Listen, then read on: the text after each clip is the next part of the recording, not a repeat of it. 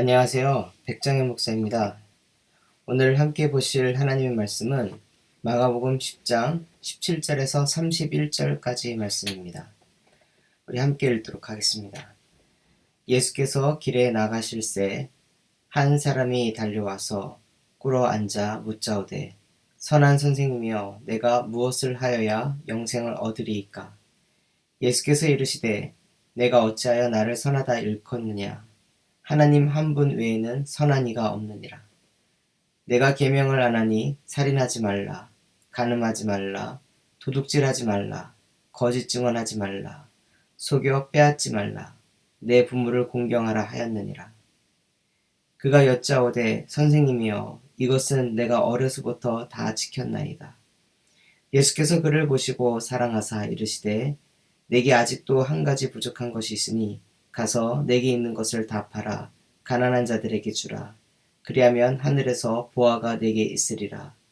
그리고 와서 나를 따르라 하시니 그 사람은 재물이 많은 고로 이 말씀으로 인하여 슬픈 기색을 띠고 근심하며 가니라. 예수께서 둘러보시고 제자들에게 이르시되 재물이 있는 자는 하나님의 나라에 들어가기가 심히 어렵도다 하시니 제자들이 그 말씀에 놀라는지라. 예수께서 다시 대답하여 이르시되 얘들아 하나님의 나라에 들어가기가 얼마나 어려운지 낙타가 바늘기로 나가는 것이 부자가 하나님의 나라에 들어가는 것보다 쉬우니라 하시니 제자들이 매우 놀라 서로 말하되 그런즉 누가 구원을 얻을 수 있는가 하니 예수께서 그들을 보시며 이르시되 사람으로는 할 수 없으되 하나님으로는 그렇지 아니하니 하나님으로서는 다 하실 수 있느니라. 베드로가 여쭤와 이르되 보소서 우리가 모든 것을 버리고 주를 따랐나이다. 예수께서 이르시되 내가 진실로 너에게 이르노니 나와 복음을 위하여 집이나 형제나 자매나 어머니나 아버지나 자식이나 전토를 벌인 자는 현세에 있어 집과 형제와 자매와 어머니와 자식과 전토를 100배나 받되 박해를 겸하여 받고 내세의 영생을 받지 못할 자가 없느니라. 그러나 먼저 된 자로서 나중되고 나중된 자로서 먼저 될 자가 많으니라. 오늘은 하나님의 나라는 상식이 무너지는 놀라운 반전이 있습니다. 하나님의 나라는 상식이 무너지는 놀라운 반전이 있습니다. 라는 제목을 가지고 마가복음 10장 17절에서 31절까지 말씀을 함께 살펴보겠습니다. 오늘 본문을 보면 한 부자 청년이 예수님을 만나기 위해 달려와 겸손한 태도를 갖추며 꿇어 예수님이 가는 길을 막으며 질문을 합니다. 17절 말씀입니다. 예수께서 길에서 나가실새 한 사람이 달려와서 꿇어 앉아 묻자오되 선한 선생님이여 내가 무엇을 하여야 영생을 얻으리이까? 우리는 그가 영생을 얻는 방법을 알기 위해 예수님을 찾았다라고 생각할 수 있겠지만 이어지는 18절에 예수님의 대답을 보면 예수님을 찾은 이유는 2000년이 보기에 예수님께서 선하기 때문에 온 것입니다. 무엇을 하여야 영생을 얻을 수 있습니까? 라고 하는 그 질문은 이미 이 부자 청년에게 있어서 구원을 받기 위해서는 선한 일을 해야만 된다라는 자신의 답을 가지고 있었습니다. 아마 자신의 답을 증명하기 위하여 확신을 갖기 위하여 예수님을 찾았던 것으로 보입니다. 이 부자 청년은 어려서부터 십계명을 잘 지켰습니다. 자신을 드러내기 위한 자랑이 아니라 하나님의 말씀대로 선하게 살아야 구원을 받을 수 있다고 믿었기에 그는 계명을 지키기 위해 의지를 가지고 노력했음을 그리고 현재도 하고 있다는 것을 보여줍니다. 예수님은 이 청년을 사랑스럽게 보시고 그에게 부족한 한 가지 점을 알려줍니다. 바로 재물을 가난한 사람들에게 나눠주고 예수님을 따르는 것입니다. 그런데 이 청년은 가진 것이 많았기에 근심하며 예수님을 떠나갔습니다. 이 청년은 어려서부터 생각해온 영생을 얻는 방법은 모세가 알려준 율법에 따라 남 피해주지 않고 착하게 사는 것이었는데 그렇게 예수님을 통해 자신의 생각이 옳음을 증명받고 싶었을 뿐이지 예수님의 가르침을 따르겠다라는 의지가 없었습니다.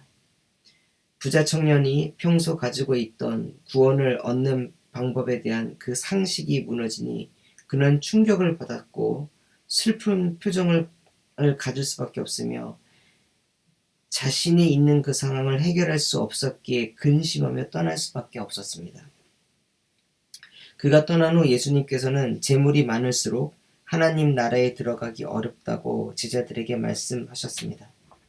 성경은 24절과 26절에서 제자들의 반응이 놀라다라는 표현을 반복해서 사용하므로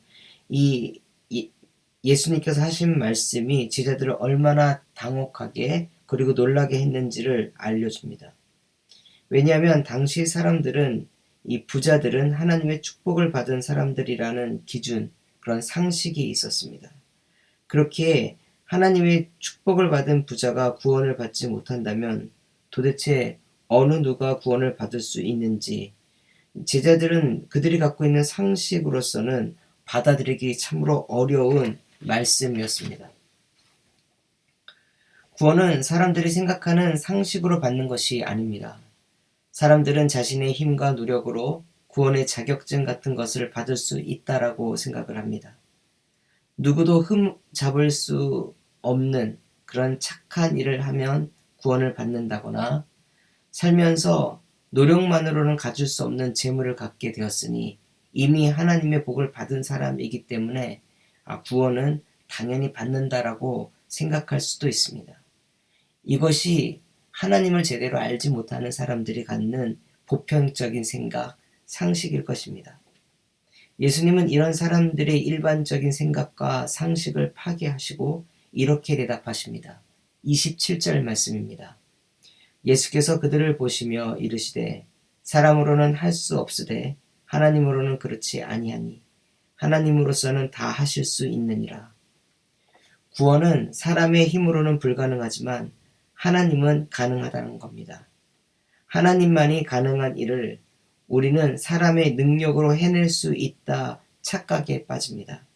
이런 착각이 굳어지면 잘못된 지식, 상식이 됩니다. 착한 일을 많이 한다고 구원 자격증을 받을 수 있는 것이 아닙니다. 많은 돈으로 헌금하였다고 구원 자격증을 받는 것이 아닙니다. 교회에서 봉사를 많이 했다고 하여서 구원을 받는 것도 아닙니다. 하나님이 보내신 그 아들을 믿는 자라면 누구든지 구원을 받을 수 있습니다. 구원은 하나님의 아들을 믿는 자들에게 주시는 선물입니다. 누구에게나 허락된 길입니다. 하나님께서 베푸신 구원에 감사하여 우리는 하나님 나라의 가치관을 가지고 선하게 사는 것이며 또한 헌신하는 것입니다. 재물 또한 주님께서 주신 것이기에 드려도 아깝지 않다라고 생각하여 주께 다시 돌려드릴 수 있는 겁니다. 베드로는 이러한 예수님의 말을 듣고 난 다음에 이렇게 반응합니다. 우리는 예수님을 따르기 위해 모든 것을 버렸다고 말합니다. 즉 모든 것을 버려 부자가 아니니 하나님의 나라에 들어갈 충분한 자격이 있다라고 말하는 겁니다. 예수님의 말씀을 깨달음 없이 이렇게 문자적으로만 듣고 해석하면 베드로처럼 엉뚱한 행동을 하게 됩니다. 예수님을 만나면 모든 것을 포기해야 하니 아무것도 없다고 생각하는 것은 교만한 생각입니다.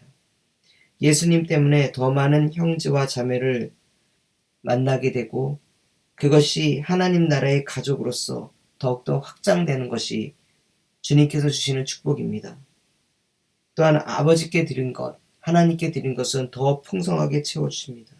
물론 박해가 있을지라도 하나님은 능히 그것을 이길 수 있는 힘까지 우리에게 주십니다. 오늘 말씀을 정리하면 하나님 나라는 사람들이 상식적으로 생각하는 방법으로 갈 수 있는 나라가 아닙니다. 율법을 따라 선하게 사는 것, 돈이 많이 있다 하여서 갈 수 있는 것이 아닙니다. 능력과 재물로 구원받지 못하는 곳. 그러나 오직 하나님께서 허락하신 그 아들을 믿는 믿음만으로는 가능합니다. 명심해야 될 것이 있다면 주님께 헌신하고 따른다고 하여서 하나님께 내가 지금 수고한 지분을 주장하는 것, 그것은 참으로 어리석은 일입니다. 수고와 희생을 계산하여 하나님께 목소리를 높일 수 있는 자격이 있다라고 생각한다면 그것은 오늘 예수님께서 마지막으로 말씀하신 것처럼 먼저 된 자가 나중에 꼴찌가 되는 충격적인 반전의 주인공이 될 수도 있습니다. 항상 겸손한 태도를 유지하며 예수님이 가시는 그 길을 따라 잘 따른 제자의 삶을 산다면 우리는 그러한 반전을 경험하지 않고 끝끝내 승리할 수 있는, 그리고 하나님께서 우리에게 주시고자 하는 귀한 상을 받을 수 있는 그런 사람들이 될 것입니다. 그 제자의 삶을 모두가 사시길 축복하면서 오늘 말씀 마치겠습니다.